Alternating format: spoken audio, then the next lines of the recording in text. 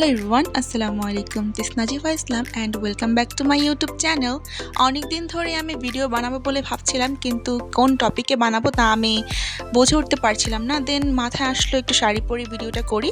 আর খালামণি চলে এসেছে অনেক দিন পর।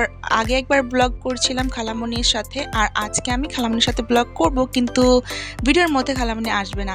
তো কথা বলতে বলতে বৃষ্টি চলে এসেছে, এখন আমাকে নিচে যেতে হবে।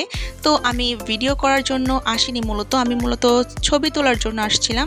কয়েকদিন পরে আমরা ঢাকা যাচ্ছি, দ্যাটস ওয়াই কয়েকটা স্মৃতি অ্যান্ড কয়েকটা মুহূর্ত আমি আপনাদের সামনে তুলে ধরার চেষ্টা করব। তাই আমাকে এখন নিচে নামতে হবে। তো এখন আমাদেরকে নিচে নামতে হবে। আমি বুঝি না, যখন আমি কোনো শাড়ি বা কোনো সুন্দর ড্রেস পরি তখনই বৃষ্টি নামতে হয়, মানে কেন আমার সাথে কেন বারবার এইসব হয়।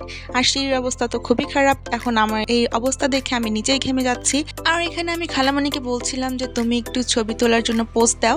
এখন সে ভাবছে তার মনে হয় আমি ছবি তুলছি, বাট না, তার আমি ভিডিও করছি সেটা বুঝতেছিল না। আর আমরা যখন ছবি তুলতে যাব তখন আমার বোনও আগে আগে সেজে বসে থাকে, মনে হয় তারই আমরা ছবি তোলার জন্য ব্যস্ত হয়ে গিয়েছি। তারপরে ছবি টবি তোলা শেষ করে আমি যখন বাহিরে গেলাম তখন দেখলাম নানা ভাই এখানে তাল কাটছিল।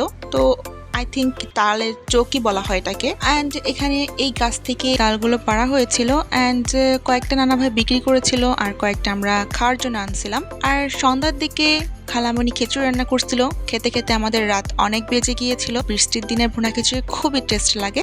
ভিডিওটা এই পর্যন্তই ছিল। যদি ভালো লাগে তাহলে অবশ্যই don't forget to subscribe my YouTube channel. আল্লাহ হাফেজ।